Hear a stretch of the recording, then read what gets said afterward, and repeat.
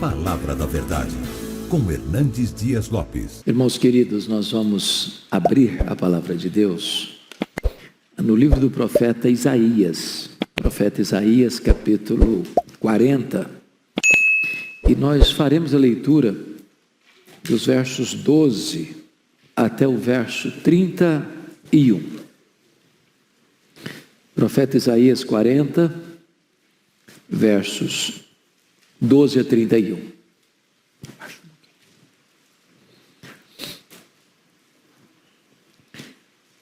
Eu peço que depois da leitura você mantenha a sua Bíblia aberta comigo nesta passagem. Peço só que você perceba um detalhe. O texto todo vai ser regido por perguntas retóricas. Nas próprias perguntas a resposta já está embutida. Então leia com esse entendimento. Ele está tratando da majestade de Deus e ele diz assim: quem na concha de sua mão mediu as águas e tomou a medida dos céus a palmos? Quem recolheu na terça parte de um éfa o pó da terra e pesou os montes em romana e os outeiros em balança de precisão? Quem guiou o Espírito do Senhor? Ou como seu conselheiro o ensinou? Com quem tomou ele conselho para que lhe desse compreensão? Quem o instruiu na vereda do juízo e lhe ensinou sabedoria e lhe mostrou o caminho de entendimento? Eis que as nações são consideradas por ele como um pingo que cai de um balde, ou como um grão de pó na balança. As ilhas são como o pó fino que se levanta.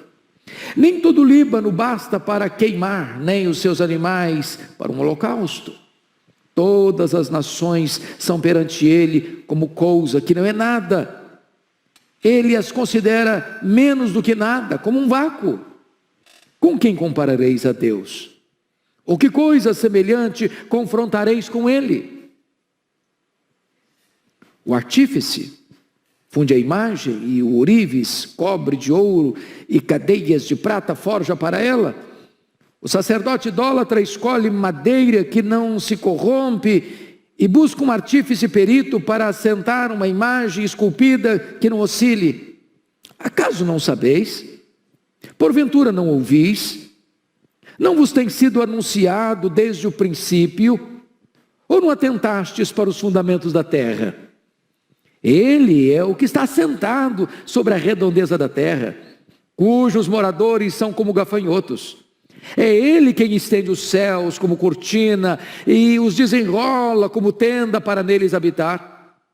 É ele quem reduz a nada os príncipes e torna em nulidade os juízes da terra. Mal foram plantados e semeados, mal se arraigou na terra o seu tronco, já se secam, quando um sopro passa por eles e uma tempestade os leva como palha. A quem, pois, me comparareis, para que eu lhe seja igual, diz o santo? Levantai ao alto os olhos e vede. Quem criou essas coisas? Aquele que faz sair o seu exército de estrelas, todas bem contadas, as quais ele chama pelo nome, por ser ele grande em força e forte em poder, nenhuma só vem a faltar. Por que dizes, pois, ó Jacó, e falas, ó Israel, o meu caminho está encoberto ao Senhor, e o meu direito passa despercebido ao meu Deus? Não sabes? Não ouviste? Que o eterno Deus, o Senhor, o Criador dos fins da terra, nem se cansa, nem se fatiga?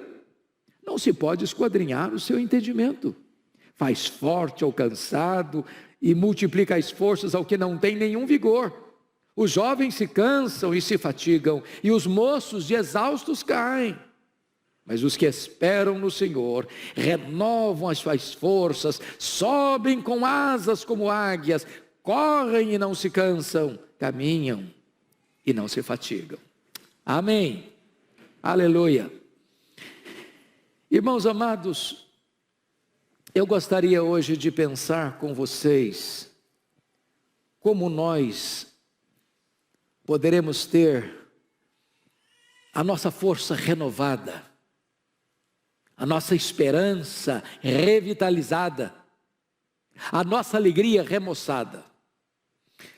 O profeta Isaías, ele está tratando aqui da majestade de Deus, da grandeza de Deus, da soberania de Deus. E eu não encontro nenhuma razão mais eloquente do que esta para termos uma igreja viva e uma igreja forte. A Bíblia diz que o povo que conhece a Deus é um povo forte e um povo ativo. A W. Tozer, que foi talvez um dos mais importantes escritores do século passado, ele diz que o maior problema da igreja, e ele está falando da igreja do século passado, e nós falamos da igreja de hoje, é que muitas vezes nós passamos a maior parte do tempo olhando para o nosso próprio umbigo, tomando o nosso próprio pulso. Se nós conhecermos a Deus, prosseguirmos em conhecer a Deus, isso é a própria essência da vida eterna. Foi Jesus quem disse: a vida eterna é esta, é conhecer a Deus e conhecer a Jesus Cristo, a quem tu enviaste. Mas quem é o nosso Deus? Quão grande é o nosso Deus? Quão poderoso é o nosso Deus? Quão digno de confiança é o nosso Deus? Quão digno de honra e glória é o nosso Deus? Pois bem, no texto que nós acabamos de ler, ele vai mostrar para nós a grandeza desse Deus. Primeiramente, notem comigo, em relação à própria criação que existe. Notem, por favor, o versículo 12, o que está escrito: quem na concha da sua mão mediu as águas e tomou a medida dos céus a palmos? Quem recolheu na terça parte de um éfa o pó da terra e pesou os montes em romana e os outeiros em balança de precisão? Ele está usando uma linguagem poética, mas ele está usando uma figura para nós incompreensível. Vejam vocês, mediu as águas na concha da sua mão? Se você pensar no Pacífico, no Atlântico, no Índico, no Mediterrâneo, nos mares, nos rios, pensa o que é isso? Tente esvaziar o Atlântico aí com um baldinho, veja quanto tempo você vai levar. É incompreensível para nós entender que ele tomou a medida dos céus a palmos.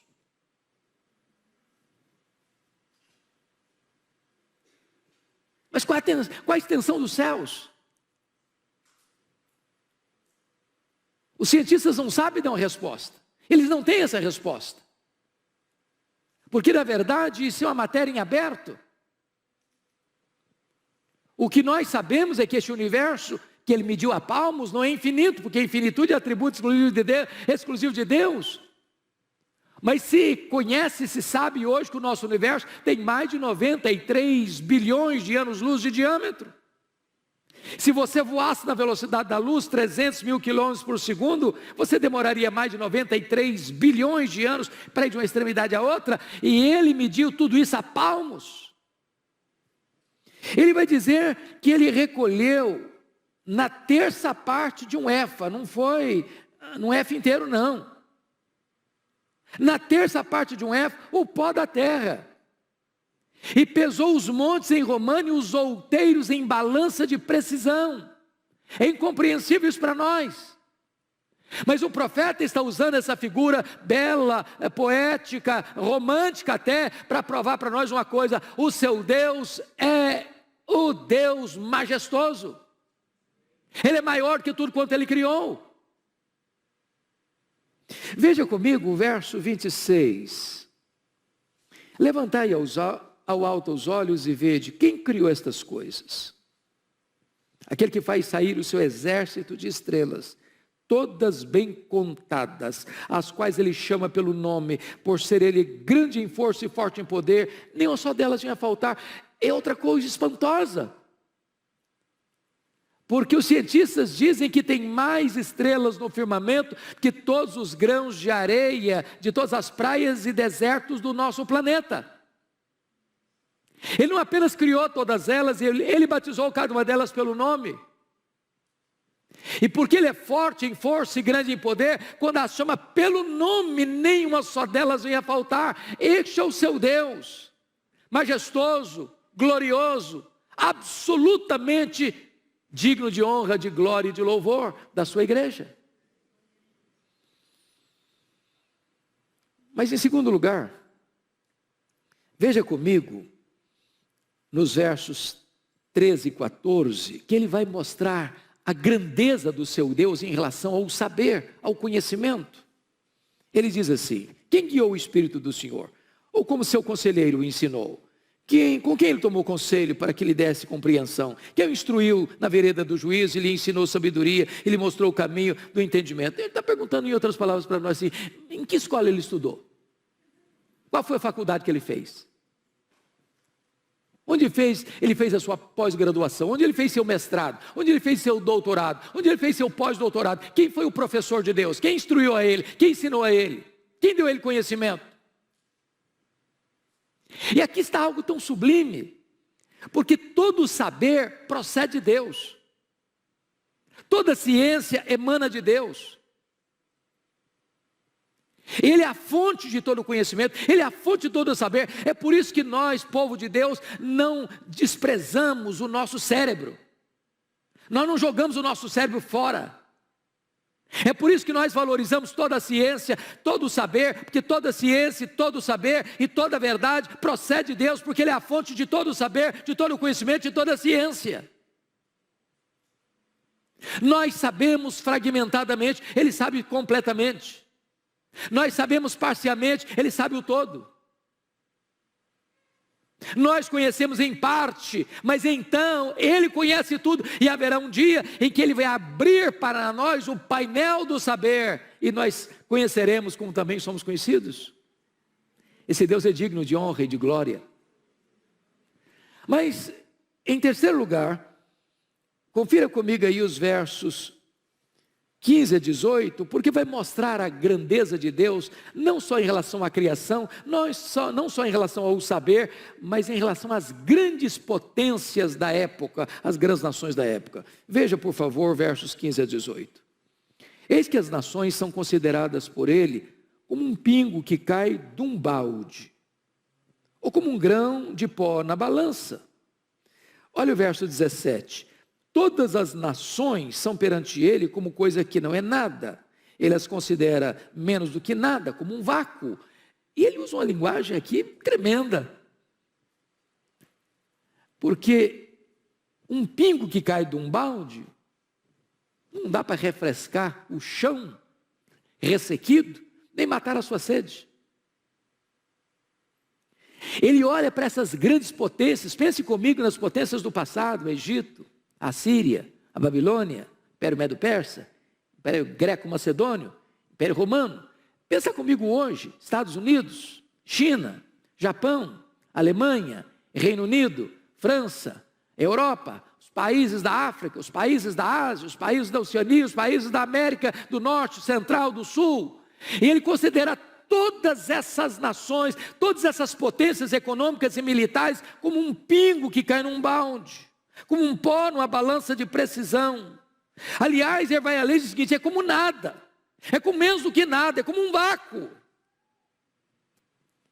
Então as nações que se insurgem contra Deus, as nações que blasfemam de Deus, as nações que acham que elas mesmas são a própria divindade, Deus olha essas conspirações todas da terra, diz o Salmo 2, e ri. Porque Ele quem levanta reinos e abate reinos, Ele quem coloca reis no trono e faz esses reis apiarem do trono, e só Ele é Deus, só Ele é o Rei Supremo. Mas o profeta Isaías vai além, e vai mostrar a majestade de Deus, a grandeza de Deus, em quarto lugar, em relação aos ídolos. Confira comigo os versos 19 a 21. O artífice funde a imagem, o ourives a cobre de ouro e cadeias de prata forja para ela. O sacerdote idólatra escolhe madeira que não se corrompe, busca um artífice perito para assentar uma imagem esculpida que não oscile. Acaso não sabeis? Porventura não ouvis, não vos tem sido anunciado desde o princípio, ou não atentastes para os fundamentos da terra? Ele está agora comparando Deus, o nosso Deus, o único Deus vivo e verdadeiro, com os ídolos dos povos. Quando Deus tirou o seu povo de Israel do Egito, por que mandou 10 pragas? Poderia ter sido 2, 3, 4, 5, 6. Por que 10? Porque cada praga daquela desbancava uma divindade do panteão egípcio. Ele está mostrando que só Ele é Deus. Que os deuses dos povos são deuses falsos. Não são deuses de verdade. Quando você olha o Império Assírio, ele tinha muitos deuses. Quando você olha o Império Babilônio, ele tinha muitos deuses. Quando você olha o Império Medo-Persa, tinha muitos deuses. Quando você olha o Império Grego, tinha um panteão de deuses gregos. Quando você olha o Império Romano, tinha um panteão de deuses romanos. Mas só Deus é Deus.